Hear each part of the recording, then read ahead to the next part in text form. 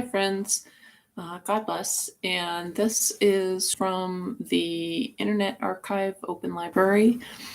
So I put the URL in the description, and I'm just playing the audio from the website.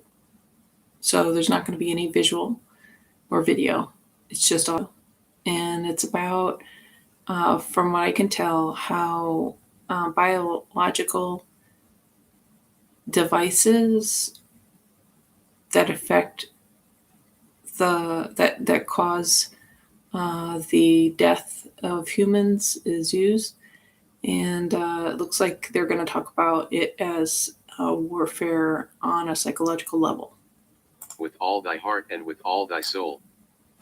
So, sorry, I guess that's not at the beginning. I'm just trying to... Uranium-235. This is highly enriched uranium, and other fissile material.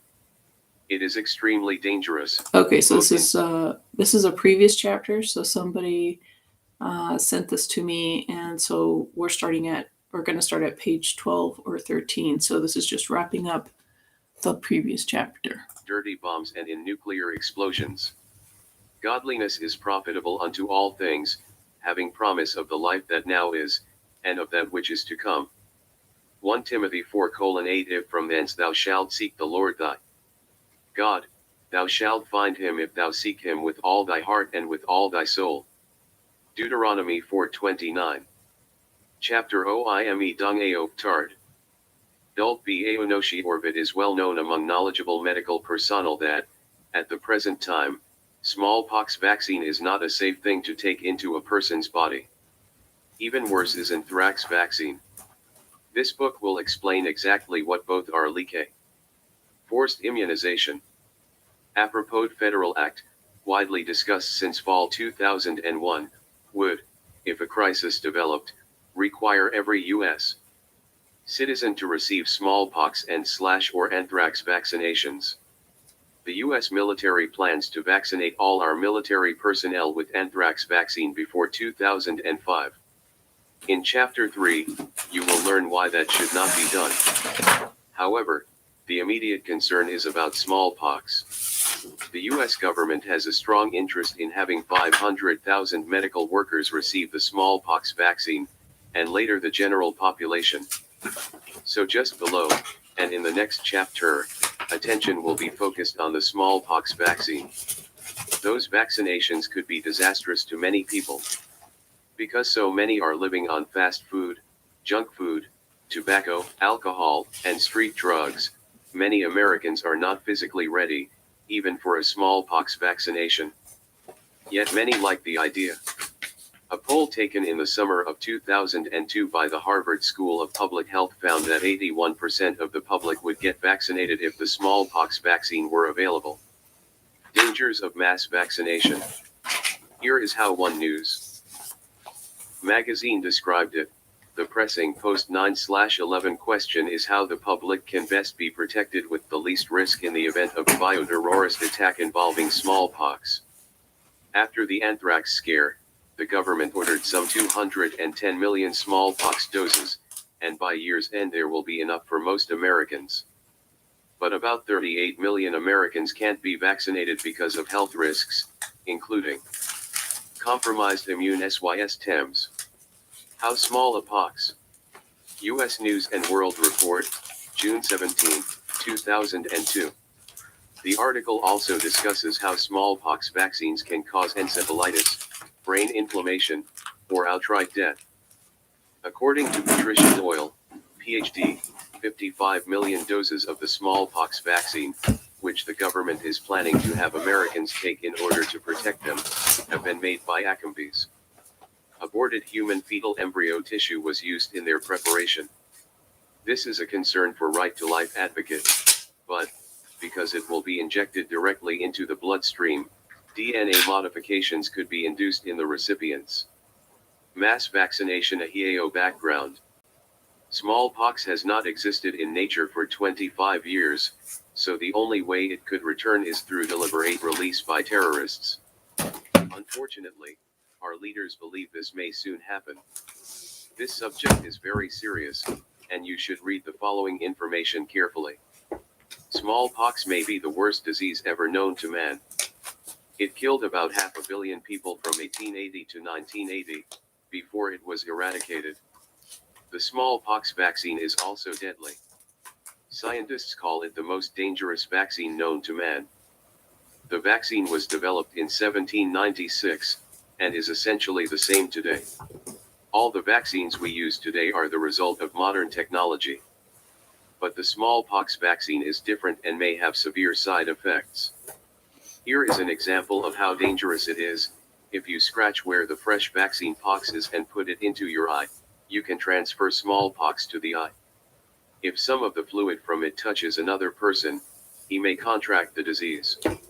If you get progressive vaccinia, your immune system is compromised, the virus continues to grow, and is often the cause of death. The last U.S. case of smallpox was recorded in 1949. By the late 1970s, smallpox was said to be wiped out worldwide. There has not been a human case of smallpox anywhere in the world since 1977. It has been 31 years since smallpox vaccination ceased to be given in the United States. All Americans born after 1971 are vulnerable, and it is likely that those inoculated prior to 1971 are no longer immune. U.S. intelligence experts believe that several foreign governments have samples of the smallpox virus and could use them as biological weapons on American soldiers. Terrorist attacks involving smallpox in the U.S. homeland are also feared. Smallpox agents would be a powerful tool in a terrorist arsenal. The virus kills 30% of its victims. It is highly contagious, and medical authorities declare that there is no known treatment other than vaccination. There were many different strains of the disease, but the most virulent strains tended, on average, to kill about a third of their victims. Some people developed rare forms of smallpox, such as the hemorrhagic form, which is almost universally fatal. Foreign stockpiles. According to the United Nations, there are only 2 legal repositories for the deadly smallpox virus. One is the Centers for Disease Control and Prevention in Atlanta. The other is at Vector in Western Siberia. The repository in Russia was not carefully guarded from 1990 to 1999, and it is believed that supplies of smallpox virus were either stolen or purchased from guards. But, more recently, security at the site has been beefed up. At the present time, there are 3 different hot fences surrounding that Siberian storage site, and entrance can only be made by permission of armed guards through a large steel entrance. In addition, there is evidence that some of the Russian scientists have been lured by Iran and Iraq into moving there and helping them build stockpiles. We know, from senior Russian defectors, that Russia had a very large biological weapons program, including the weaponization of literally tons of smallpox during the 1980s and before. It is very unlikely that every last gram of that material has been accounted for. All this is the basis of major government concern. On November 10, 2002, the Washington Post quoted U.S. intelligence sources as saying that 4 other nations have secret stocks of smallpox virus: Iraq, North Korea, Russia, and, a surprise, France, although French officials deny it. It is believed that, by purchase or theft, they got their stockpiles from Russia, probably since 1991. We know that Iraq was vaccinating its troops at the time of the Gulf War. This would indicate that, back then, it already had stockpiles and was preparing to use them if Baghdad was attacked by Allied forces. Later investigators found that Iraqi officials had ordered a freeze dryer that was labeled smallpox in Arabic. However, the Iraqis claimed they had been producing vaccine and not the virus itself. The Iraqis did admit that they had been working with camelpox, which is a very close genetic relative of smallpox. Although it does not cause appreciable illness in humans, there was some speculation that perhaps camelpox was being used as a surrogate, a safe model virus that could be used to develop weaponization and delivery techniques for actually delivering human smallpox as a weapon. Now that the 2003 Iraqi war is over, The danger from Iraqi smallpox stockpiles is not a thing of the past. It is very possible that they have not yet been found. It would be relatively easy to hide them. Decision to vaccinate. For several months, an NAL argument was carried on in the US government concerning what to do about this problem. The vice president led out in expressing concern about terrorism and the need for vaccinating Americans as a preventive measure. On the other side was the public health community, especially the Centers for Disease Control in Atlanta, who have been extremely concerned about the dangers of inoculating Americans, either health workers or the public, with the smallpox vaccine. More on these dangers below. But, because of the serious danger of a smallpox attack by terrorists, the White House won. Recently, the CDC released a plan for mass vaccination in the event of a smallpox outbreak. But, unless an actual attack occurs, the government fears to carry out mass vaccination of the US public. Too many illnesses and deaths could occur. Vaccination dangers. The problem is that the vaccine, although highly effective, is associated with a significant risk of complications. We know that, years ago, about 15 people per million developed very serious complications and roughly 2 per million died from the vaccine itself. But it is believed that a far greater number would become ill or die from the vaccine, if it were given today. First, in people with an impaired immune system, the vaccine virus can replicate out of control and cause serious illness and even death. Second, there are far more people today who have impaired immune systems. We are here dealing with a live virus vaccine. This is what makes it dangerous. Those especially at risk by receiving a smallpox vaccination are children under 10, those with HIV and other immune system disorders, patients taking cancer chemotherapy, those on steroids and other immune-lowering drugs for rheumatoid arthritis and other autoimmune disorders, those with a history of eczema, and pregnant women.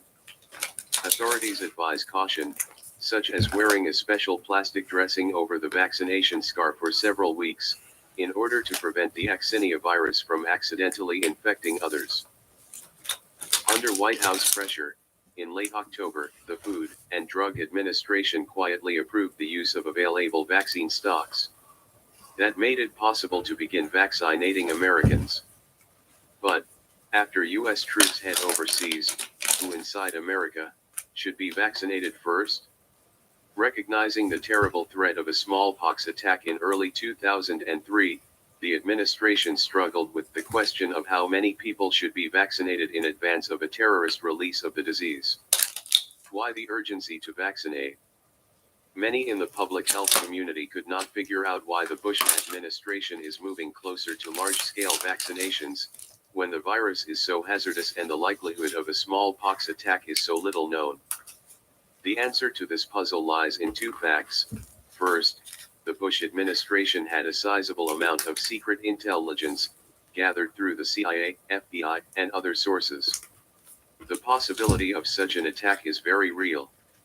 Second, the White House has known that, as soon as it attacks Iraq, which it fully intends to do, Saddam Hussein would be very likely to have agents, already implanted in the U.S., release smallpox within our borders. On November 27, the White House confirmed reports from state health departments that large-scale smallpox vaccinations of healthcare workers could begin before the end of 2002. The plan was to vaccinate 500,000 of them. The risks of vaccinating nurses, doctors, and other civilian healthcare workers against a possible smallpox threat has been the subject of intense debate. Two deadlines were initially set for the new plans. One was for states to submit plans by December 1 on how nearly all Americans could be vaccinated, soon after an attack. Unknown effects. A second date, December 9, or shortly thereafter, was set to begin the first phase of vaccinating about 500,000 healthcare workers. These would be the people, mostly in hospitals, who would receive the first cases of smallpox in the event of an attack. Yet it would also include many public health officials in every state who would go out and investigate possible cases. The unexpected part of the new deadline was that all states had been told to be ready to do this vaccinating within 30 days after the program began. This announcement came as a shock to knowledgeable state health officials. They had been hoping, and even expecting, to be able to do it more slowly and methodically because they wanted to monitor closely for side effects. Although, decades ago, 500,000 people could be vaccinated with smallpox vaccine, with only 1 or 2 deaths and a half dozen or so life-threatening complications, the situation is different now. It is known that far too many people today have weaker immune systems. A deepening crisis. How many people in the US are now protected by previous smallpox vaccinations? Theoretically, it could be tens of millions of Americans, for most of us over 30 were vaccinated decades ago. But it is not clear, after all those years, whether any of those people would still have residual immunity to smallpox. If you are an older person, how can you tell if you have ever had a smallpox vaccination? There will be a small telltale scar, usually on your left, sometimes right, shoulder. As of December 2002. So I'm just stopping this here because this actually sounds to me like disinformation. Like initially it started off informative, but yeah, I'm not too convinced about it now. Like that it's worth continuing. Thanks for listening.